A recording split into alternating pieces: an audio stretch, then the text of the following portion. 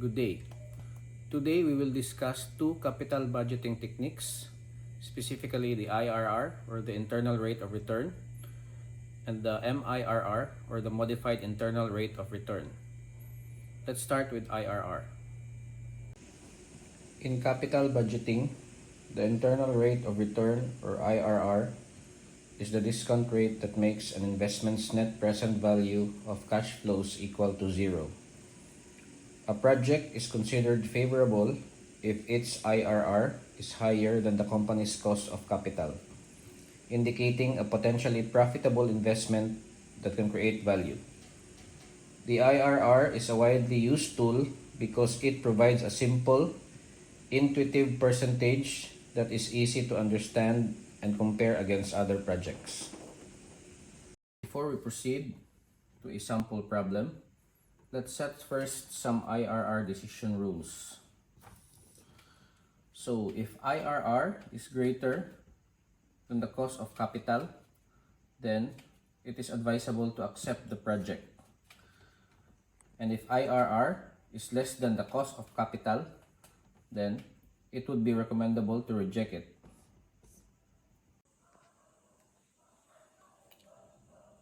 Suppose you have a project to evaluate its feasibility and the initial outlay is $1,000 at year 0, and this is the cash inflow for the next 3 years, so 500, 400, and 400.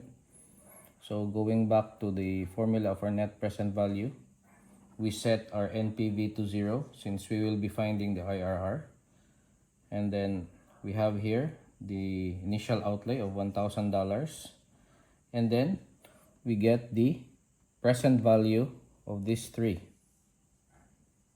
So to get the present value of these three, you have the formula 500 over 1 plus the discount rate raised to the power of 1 plus 400 over 1 plus the discount rate raised to the power of 2, and lastly you have 400 over 1 plus r, which is the discount rate raised to the power of 3. Now what we have to do is to find this discount rate in order to achieve the NPV or of a value of 0. Normally, getting the value of IRR is a trial and error process. Therefore, let us set our discount rate starting at 10%. So, following the equation, we have here negative 1,000, which is the initial outlay, plus 500 over 1 plus the discount rate of 10% or 0.1 plus 400 over 1 plus 0.1 raised to the power of 2 plus 400 over 1 plus 0.1 raised to the power of 3. So by using calculator, the answer yield is negative 1,000 plus 454.54 plus 330.58 and 300.53. Hence, the net present value of this one is $86.65. So, since the net present value is not yet equal to 0, we again set our discount rate to another value.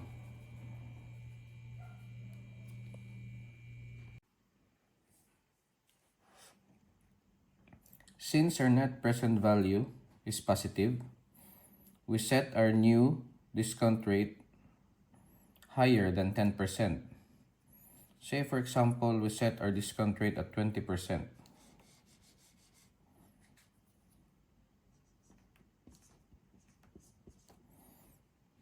So the values would also change.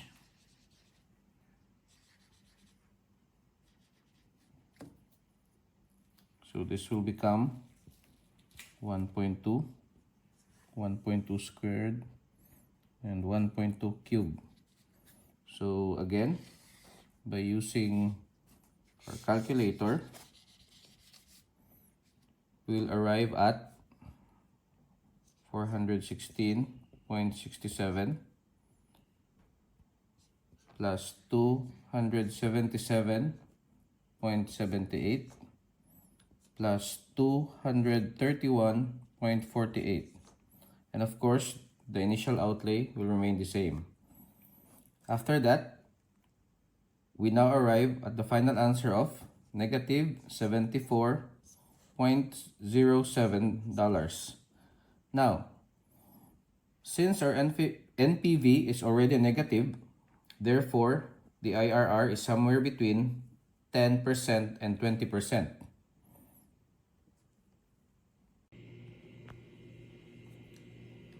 Since we assume that the discount rate is somewhere between 10 and 20%, we again revise our discount rate to trial and error. So say we set our new discount rate at 15%. So again, by substitution, we replace the value of our discount rate at 15%, and we arrive at the answers of 434.78 plus 302.46, and lastly 263.01. Again,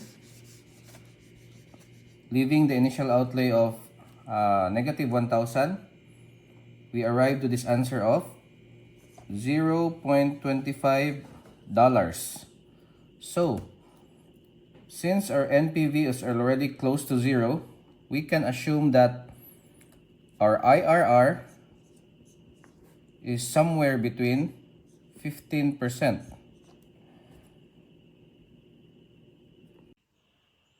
Although IRR is a trial and error process, there are actually faster ways in order to get a more accurate value of IRR. And one way is through spreadsheet. So we now have our project here with the cash flows. To get the IRR, we simply type the formula IRR and then we highlight the values. And automatically the IRR will appear. So the IRR here is 15.02, which is consistent to our assumption that the IRR is between 15%. Now, going back to our decision rule, since the IRR is greater than our cost of capital, so our decision is to accept the project. But IRR has some limitations because it assumes that all positive cash flows generated by the project are reinvested at IRR itself, which may not be realistic. In reality, the cash flows are reinvested based on the company's cost of capital. The IRR compensates for this flow and gives managers more control over the assumed reinvestment rate from the future cash flow. So let's now go to MIRR. MIRR, or the Modified Internal Rate of Return, is the discount rate at which the present value of a project's cost is equal to the present value of its terminal value, where the terminal value is found as the sum of the future values of the cash inflows, compounded at the firm's cost of capital. MIRR is a profitability metric for investment project that addresses limitations of the standard internal rate of return by incorporating separate rates for the investment of positive cash flows and the financing of negative cash flows. This provides a more realistic measure of a project's true rate of return making it a useful tool for comparing projects and identifying those that create the most value. To calculate the MIR of the project, let's assume that the positive cash flows will be reinvested at 12% cost of capital. Using the same project, therefore the future value or the terminal value of the positive cash flow when the number of years n is equal to 3 is computed as future value or terminal value is equals to the present value at year 1 times 1 plus the rate of cost of capital raised to the power of n minus 1 plus present value of 2 times 1 plus I raised to the power of n minus 2 plus PV 3. So substituting the value, we arrive at 500 times 1 plus 0.12 raised to 3 minus 1 plus 400 times 1 plus 0.12 raised to 2 minus 1 and 400. So we arrive at 627.2, 448, and 400. So the value of the terminal value or the future value is equal to $1,475.2. Now, since we have now our terminal value and we have also our initial outlay at $1,000, we can now compute for the MIRR.